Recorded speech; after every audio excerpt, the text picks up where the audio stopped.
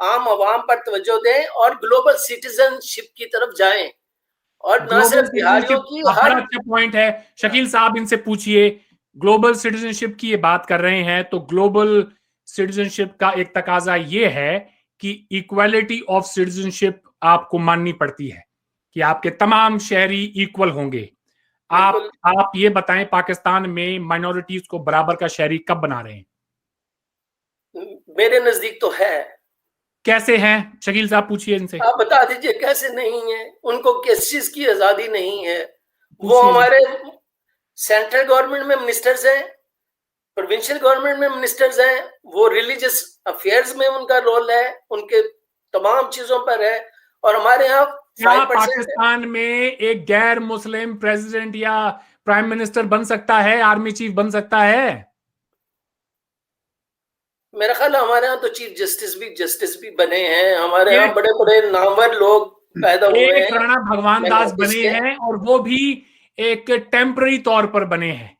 उनको ठीक है, आपसे मैंने सवाल पूछा है प्राइम मिनिस्टर प्रेसिडेंट का, आर्मी चीफ बन सकते, आप राणा भगवान दास को लेके जा रहे हैं। मुझे जवाब ये लेने दीजिए, प्रेसिडेंट प्राइम मिनिस्टर बन सकते हैं कि नहीं बन सकते हैं? वो बनेंगे, देखिएगा कल को वक्त आएगा, बनेंगे। आपके यहाँ भी आईन बनने देगा या नहीं बनने देता है?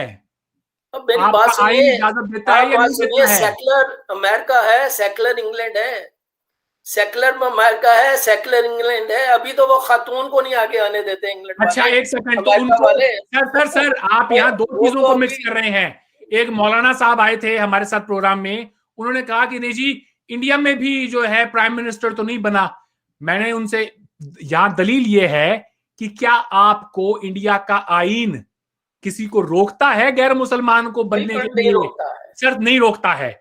क्या न्यूजीलैंड का आईन मुझे रोकता है? वो बात और है कि मुझे शायद गोरे ना पसंद करें और मैं ना बनूं, वो एक अलग बहस है। वो बात अमेरिका के अंदर भी हो सकती है, वो बात आप यूके की भी कर सकते हैं। लेकिन सवाल ये है, क्या UK, America, Australia, New Zealand, India का आईन इक्वालिटी ऑफ सिटीजनशिप प्रोवाइड करता है या नहीं करता है? तो जवाब है जी बिल्कुल करता है। क्या पाकिस्तान, सर कैसे नहीं होता? प्रैक्टिकलिटी पे सर आपका तो आप कॉन्स्टिट्यूशनल बेसिस पर लोगों के साथ डिस्क्रिमिनेशन करते हैं।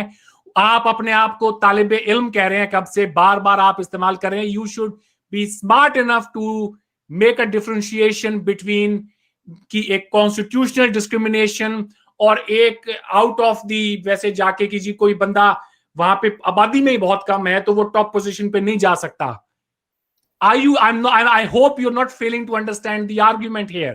आपका कॉन्स्टिट्यूशन फर्क करता है, ये आपके करिकुलम का ये हिस्सा है। आपका वजीर आजम जब हलफ लेता है तो वो कहता है कि मैं दो कौमी नजरिए की सालमियत के लिए, उसके तशख्खुस को बरकरार करने, उसको मैं वहां पे रखने के लिए जद्दोजहद करता रहूंगा। हाउ कैन यू से? मेरे लिए नई खबर होगी, लेकिन मैं तो जो तारीख पढ़ता हूँ या पढ़ाता हूँ, हमारे कॉन्सेप्ट बड़े क्लियर हैं। को ले ले, सिकंदर साहब को ले ले। आपको अंदाजा है सर, एक सवाल शकील साहब, एक सवाल, क्या आपको अंदाजा है कि जब आप ये कहते हैं आप चाहे जितना मर्जी उसको कहें, two nation theory is part of मुतालिया पाकिस्तान, इंग्लिश में जिसको आप पाकिस्तान स्टडीज कहते हैं, बकायदा उसको डिटेल में पढ़ाया जाता है, हर स्कूल, हर कॉलेज, यूनिवर्सिटी में पढ़ाया जाता है। जब आप ये कहते हैं कि पाकिस्तान में, जब आप ये कहते हैं कि दो कौमी नजरिया, हिंदू अलग कौम है, मुसलमान अलग कौम है, तो क्या आपको एक बार तो ये ख्याल नहीं आता कि यार मेरे अपने मुल्क में जो हिंदू रहते होंगे वो कैसा फील करेंगे जब मैं उनको ये, जब हम क्लास में ये चीज पढ़ाएंगे? आपको ये सोच में नहीं आता कि इसका बैकलैश हमारे अपने मुल्क में, हमारी अपनी कम्युनिटी पे कितना होगा? रियली क्या इंडिया ने मुसलमानों को, आपको इतना बता दूं, हमने, अगर हम चाहते, सर एक सेकेंड, अगर हम चाहते तो हम 65 की जंग और ये सारी जंगें अपने बच्चों को पढ़ा सकते थे।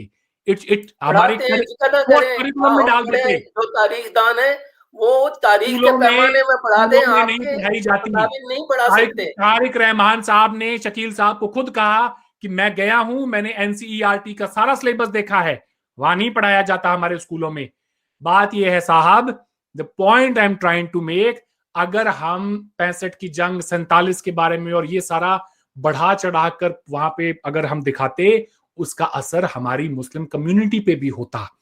जो चीज आज हो रही है, एक तरह से हमारा एक दूसरे के साथ में जो एतमाद धीरे धीरे खत्म हो रहा है, वो 70 साल पहले ही हो गया होता।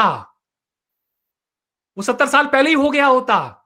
कुछ तो वजह रही होगी कि हम 70 साल का वक्त हमने गुजारा है, जैसा भी है ठीक ठाक गुजारा है आपके मुकाबले। एक काफिर है, दूसरा मुसलमान है, हमारे दरमियान तो अगर कोई दंगा हो भी जाए तो एक हद तक मुनासिब भी है, जस्टिफाई भी कर सकते हैं उसको कि जी ये तो है ही दो अलग अलग कौमें। आप मुसलमान होकर एक दूसरे को मार रहे हैं साहब, कौन सी बात कर रहे हैं आप? कौन से दो कौमी नजरिए की बात कर रहे हैं? यहां पे आपका हर मस्जिद का मौलवी देवबंदी के नजदीक बरेलवी काफिर है, बरेलवी के नजदीक देवबंदी काफिर है, दोनों के नजदीक शिया काफिर है, तीनों के नजदीक अहमदी काफिर है। बाबा कर क्या रहे हैं आप? पाकिस्तान बनाते वक्त कह देते कि यहां पे एक ही मकतबे फिक्र के लोग रह सकते हैं, फिर पता चलता कि कितने जफरुल्लाह खान आपके लिए लड़ने वाले होते या कितने मौलाना मौदूदी होते। थोड़ा इंसान को हकीकत पर बेस्ड बात करनी चाहिए। सारी चीजें आप पर भी अप्लाई हो सकती है, मैं बहस पे लंबा नहीं जाना चाहता। अच्छा, तो हमने तो कह दिया ना, हमारा तो काफिर मुसलमान का हमारा मसला है। आप मुसलमान हैं, तो बुद्ध मत को नहीं रहने दिया यहाँ पर, उन्हें तो पता नहीं 7 समुंदर पार छोड़ दिया। जेनिस की सारी नस्लकुशी कर डाली है आपने अपने हिंदुओं के आजाद हिंदुस्तान की बात कर रहा हूं, पता नहीं कहां चले गए हैं। मेला लगवा दिया, कहां नस्लकुशी की है? जैन आज भी रहते हैं हमारे यहाँ पे, बातों में नहीं जाना चाहता। बुद्धिस्ट है पाकिस्तान में, इंडिया में बुद्धिस्ट हमारे यहाँ ये इशू है, हमें शर्मिंदगी है, नहीं होना चाहिए मगर वो हिंदुस्तान में भी है और पूरी दुनिया में। पहले क्या हुआ सुने, कनाडा में 12 उस खबीस ने इस्लामिक फोबिया के तहत मार दिया मुसलमानों को, पाकिस्तानियों को। वो भी तो एक रिलीजियस फनाटिसिज्म है ना, वो हर जगह पर बात कर रहे हैं आप, हमें मानना पड़ेगा तमाम जगह के। किस खबीस की बात कर रहे हैं? और आप मैंने शर्म का लफ्ज इस्तेमाल किया, आपको उसमें प्रॉब्लम हो रही थी, आप खबीस पर आ गए हैं।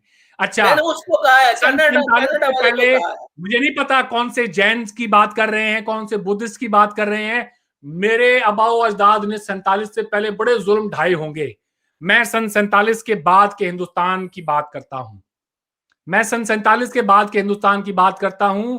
दलाई लामा को भारत ने ही उनको अपने यहां पर पनाह दी, इतनी दी कि धर्मशाला पूरा शहर, वो रीजन आज तिब्बतन से भरा हुआ है। ईच एंड लोकल जो वहां के लोग थे, लोकल कल्चर वहां से वैनिश हो गया, तिब्बतन कल्चर हावी हो गया और हम लोगों ने उसको भी कबूल किया है। अच्छा, आज दुनिया के अंदर दलाई लामा जब कहीं जाते हैं, मैं ये गोरों से कहता हूं, मेरे यहाँ पे आए थे 2006 में, यहाँ आए थे। I used to work in a hotel at that time, तो पार्ट टाइम जॉब कर रहा था अपनी। तो मैंने उसको कहा, गोरे को, मैंने कहा तुम्हें पता है दलाई लामा के पास कहाँ की सिटीजनशिप है? वहां गोरों का हुजूम आया हुआ था उनको देखने के लिए, दुनिया भर से लोग आए हुए थे, पूरे दुनिया से फोन कॉल्स आ रहे थे। तो गोरे ने कहा कि मुझे नहीं पता। मैंने कहा मेरे हिंदुस्तान में रहते हैं वो, हमारे हिंदुस्तान ने उनको पनाह दी जिनको दुनिया में किसी ने पनाह नहीं दी, हमने उनको पनाह दी। क्या बात करते हैं साहब, क्या बात करते हैं आप अपने मुल्क में रहने वाले बंगालियों को, बिहारियों को, जो आपके मुल्क में बैठे हैं 50 साल से, उनको सिटीजनशिप नहीं दे रहे हैं, चले गए हैं सन 47 से पता नहीं 400 साल 500 साल पुरानी बात पे। ये टॉपिक इंडिया पाकिस्तान का है। आज हम आज के इंडिया और पाकिस्तान की बात कर रहे हैं। बिहारियों को सिटीजनशिप क्यों नहीं देते हैं आप बताएं? मैं तो बिल्कुल हक में हूं, दें। हक में तो बहुत कुछ है, सिटीजनशिप क्यों नहीं देते हैं? क्या वो मुसलमान नहीं है? ओ भाई, हिंदुओं को देने को तैयार है, आप हिंदुओं को भेजे, मैं हिंदुओं को देने के तैयार है। आप हिंदुओं की बात ही छोड़े, बनने देना, हिंदू छोड़ रहा है, बनने देना, उनके हिंदू आपका मुल्क छोड़ रहा है। मैं ये कह रहा हूँ आजाद होने देना, मुसलमानों को थोड़ा सा सोचें, थोड़ा सा वजन डालें अपनी बात में, थोड़ा सा सोचे। हिंदुस्तान का मुसलमान आपकी तरफ नहीं देख रहा है, असदुद्दीन ओवैसी साहब ने कह दिया है। हिंदुस्तान का मुसलमान आपकी तरफ नहीं देख रहा है। जो बैठे हैं 50 साल से, उनको सिटीजनशिप कब दोगे? सवाल ये है। देंगे। अच्छा, देंगे। मैं चावला साहब यहाँ पर बैठे भी तो एक अवेयरनेस क्रिएट कर रहे हैं ना हमने। आपका क्या ख्याल है कि हम क्लासेस में, अपने दोस्तों में, अपने सर्कल में रहते हुए, अपनी लिमिटेशंस के अंदर रहते हुए, जहां जहां हमें मौका मिला, I am not political leader, मुझसे पूछिए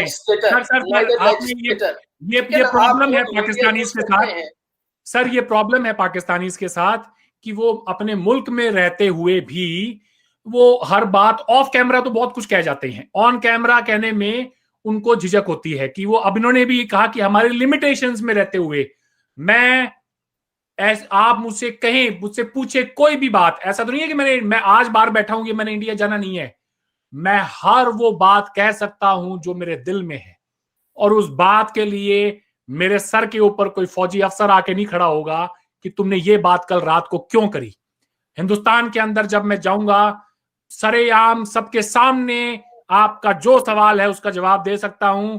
कोई मुझे माइका लाल इस बात पर रोक नहीं सकता है।